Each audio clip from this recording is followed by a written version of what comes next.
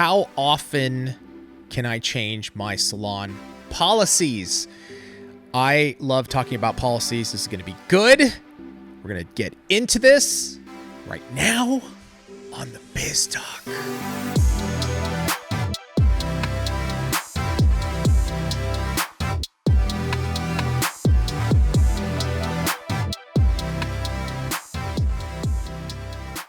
Why can't we do it normal? Tracey, we can never do it normal. You got to intro these episodes with passion and love and concern for people on the other side. We want to help you. For you. You should never be concerned for me. You should be concerned for you. That's true. Okay. Because you work for me. I am concerned. And that's scary. It keeps me up at night. You're not joking there, too. Actually does keep you up at night. Okay, so changing policies. Mm-hmm.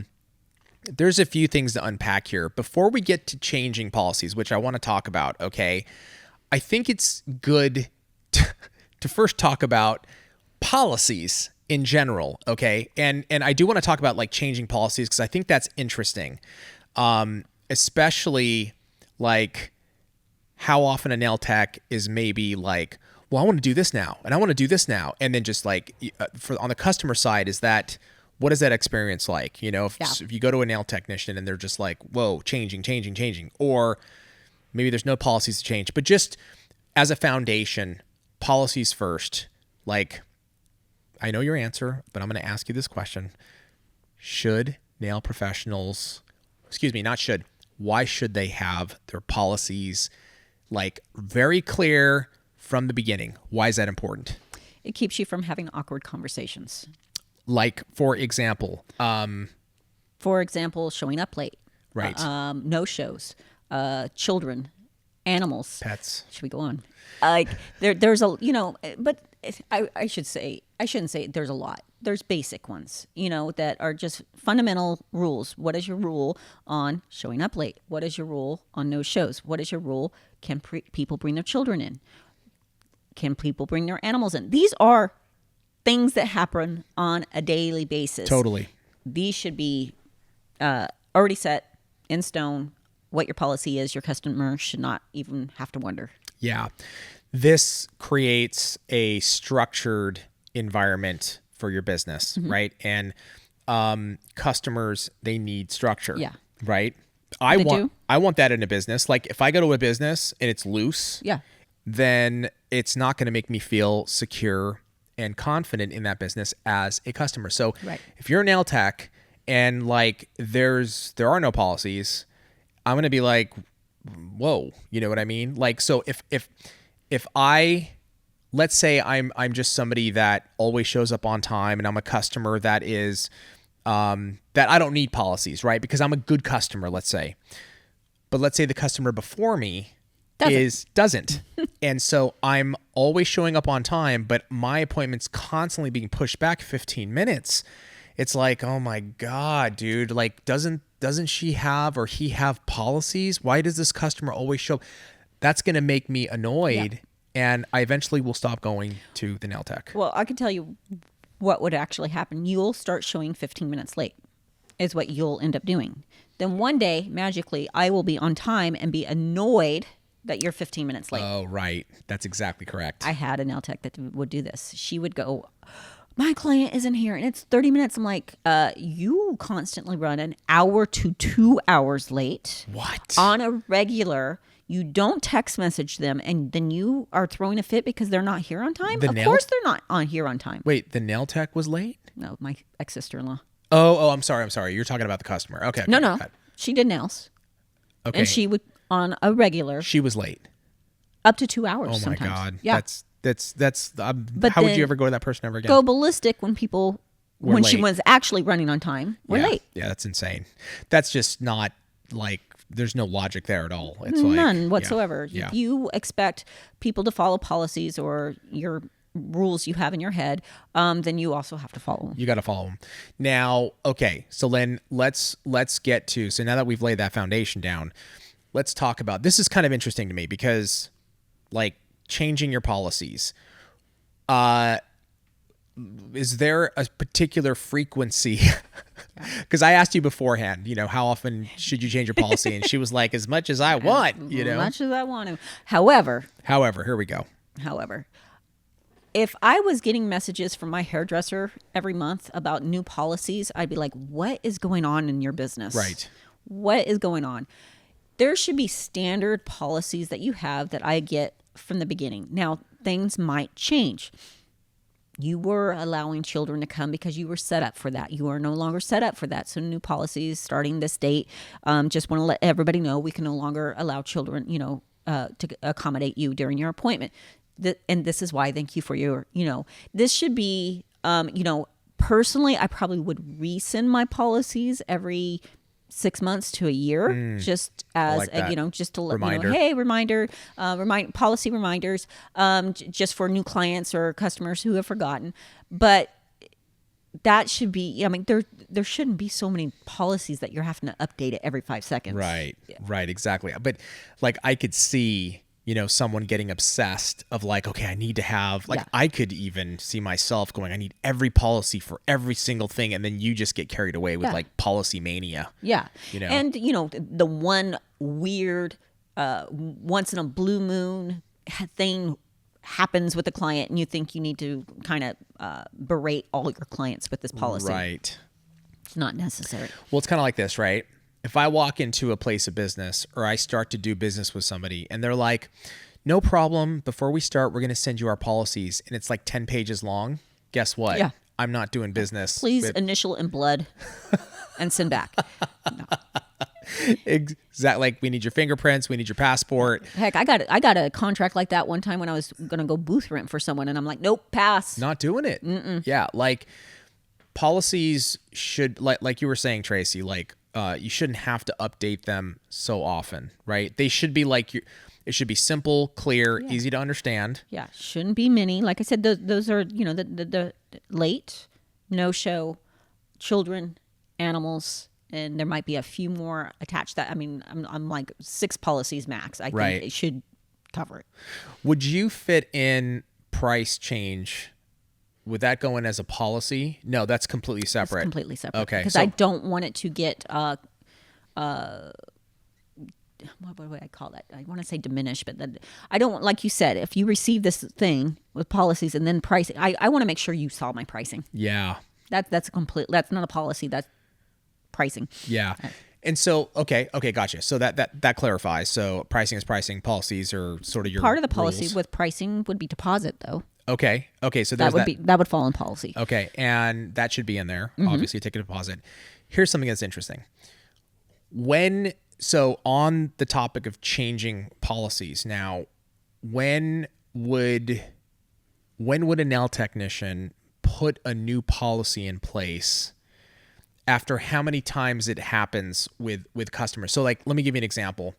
If a customer comes in and there's like a one-off situation, that happens, should the nail tech be like, I need to make this a policy because I don't want this to ever happen again? No. Exactly. No, because if you're sitting there going, I cannot believe that just happened. I have never in my 10 years ever had that happen. There's no need to, it's a simple conversation with that person. Yeah. Like, again, I don't want, because clients are very sensitive, and I am too. Like, the minute I receive something like that, I'm going to be like, did I do that? Was it me? Right. I don't, Right. I don't want to upset you. I don't want to, so that, you got to be careful on those. Like, I could see a situation where like a client comes in and they're like, we've talked about this on other episodes, but where they're like talking about stuff that's inappropriate, and you're like, you know what?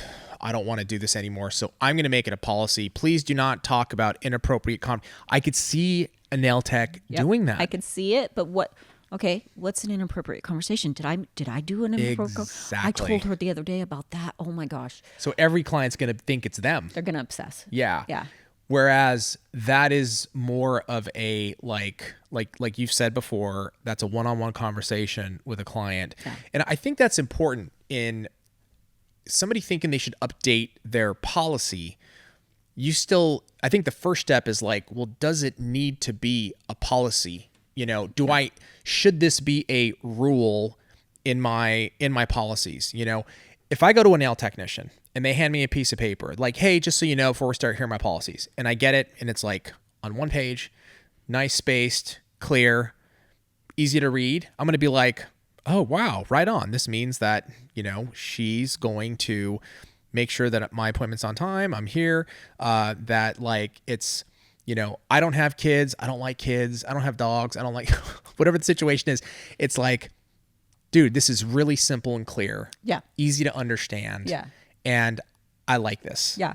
What a lot of places, or at least my hair place does, is you actually have to go online. This is a simple link. Their policies are there, and you just click the I agree box. Right. Done. And then you're done. Yeah. What about if you, and we've seen this on Instagram, right? Updates and policies on stories and posts, maybe a little angry. Is that the place to make the policy change? You can you can update your policies 100% on Instagram. It's an easy place for people to go to. You could put, a highlight box policies. However, if you're going about it on, I am so sick of this happening. You guys need to listen. This is not going to happen.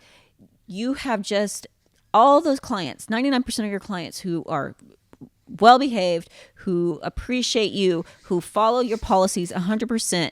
You have just yelled at all of them, and nobody likes to be yelled at. Yeah. And you'll go, well, I wasn't talking to them. But again, people get obsessed, and it's just a tone that's not good. It's not good. It's you're kind of losing your crap, and it's not a place to lose your crap. You're going to regret it, is what I would say. You're going to post it, and you're going to be like, oh, I feel better. Mm-hmm. Oh, now I feel like crap. That wasn't the place to do it. Especially as soon as you start getting DMs. Oh my God, I'm sorry. Was that me? Was it me? And you're like, oh. And you see it below the post. Is that me? I'm so sorry. I didn't mean, no, I called you to let you know I was sick. And it's, oh no, it's not you. Oh, yeah. It's not you. And it's like, you know what? The person, that one person you're talking to never saw your post. Yeah. And you know what? Why wouldn't you, like, I would imagine as a nail technician, you're going to have a separate database of your clients, right? Whatever, if you use a booking app, or you have to keep track of your clients, it could just be an email with an update. You know text. What I mean? And or a text. Thank you. No a text. One gets emails. Yeah, and you're absolutely right. The one thing I find is nobody gets their emails. No, anymore. you're completely right. You send a text and say, "Hey, lovely, sweet clients, just a light quick of little, my life. Yeah, light of my life, the wind beneath my wings. The people that pay my bills, I appreciate you. I appreciate you. Just a quick update in my policy." Yeah. And I like the rhythm that you said. Like, if you're updating constantly as a client, you're going to be like, whoa, like every month. We just had a conversation. Red flag. Red flag. Red flag. And the red flag's you. If you're not your client, every month, it's you. The red flag is you. Like, or you never set your policies and you need to stop. You need to really, again, those like 5-6 different main policy points. Stop, make a list, send it once. Don't just keep adding as you go. See, I was actually going to say that. Like, I could see somebody like in the moment going, this is a new policy. Like, if you show up late, and then you send it out. And then the next month, like somebody, like, let's say how you take payment. Okay. It was one of I your want policies. deposits now. I want deposits now. Okay. Nothing wrong with that. Yeah. But you can't, like, you should sit, think it through, go watch some of our other episodes where we talked about like what those general policies should be. Yeah. Send it once. Yeah. And what happens when you do that, Habib? It takes that anger, those awkward conversations, or that knee-jerk reaction to want to post an angry policy post out of the picture. Yeah. Because you've already addressed it, and you've addressed it when you're calm. Yeah. That reminds me of when I used to do collections. I had so like in the very beginning, we used to have so many problems, Tracey, collecting money, right? People just wouldn't pay us. Yeah, because you didn't make them. Because we didn't make them. We didn't have. They're like, Habib's so nice. Yeah, exactly. Did not have a policy in place, right? Yeah. The resentment, because we were struggling so hard, it was like, why won't they? And it's like, I need to communicate with them. Yep. So I put a policy in place on, payment, and I sent it out. And the policy was, if you don't pay within your terms, your shipment will not leave. Yeah. Super simple. Yep. Right? No questions. Your products will not leave if not paid on time. And it was like, okay, now I have to make sure I communicate. So once I send that out, if I don't enforce it, and I don't mean enforce it in a jerk way, but if I don't enforce the policy, and they will continue to run over me. So there were certain clients that had troubles paying. So it got to like the 30 days. I get on the phone and I would say, hey, just want to let you know, unfortunately I can't send your products. When can I expect payment? Oh, okay. Can you just this time? No. I can't. My policy already sent it to you. My policy is in place. Unfortunately, I can't do it. You never told me that, Habib. That's exactly right. Because here's the email at that time. Here's the email that I sent you. You had it. And here's the other thing too, is they would say, can you just help me out this one time? And my answer was this. Here's the problem, Dawn. We're going to go with Dawn. Okay. Here, D-O-N, Dawn. Here's the issue, Dawn. If I do this with you and I do it with everybody, it's going to be a chain reaction. And this is literally what I would say. It will, we won't be able to have a business anymore. So unfortunately I can't. If you let me know the check number, you send the check right now, I'll release your products. Okay, that's fair. And it was just completely changed everything. Yeah, it diffuses the situation It where does. you don't discuss policies. That's when people feel like they have an upper hand, Yep. and then they kind of do. So yeah, I could totally see that. Big time. It changed everything for us. And so sort of the second part to this is, you've got your policies in place. Don't be updating them constantly. Make sure you are enforcing your policies, so that your customers know that this is real. Yeah. And expect sometimes when you set policies of like a deposit that people are going to ask you why.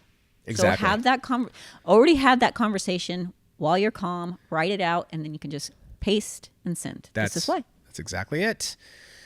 Let us know in the comments below, how often do you change your policies? Do you change your policies? Do you have policies? Do you not? Should you get policies? You should get policies. We've just established that. Get yourself some policies.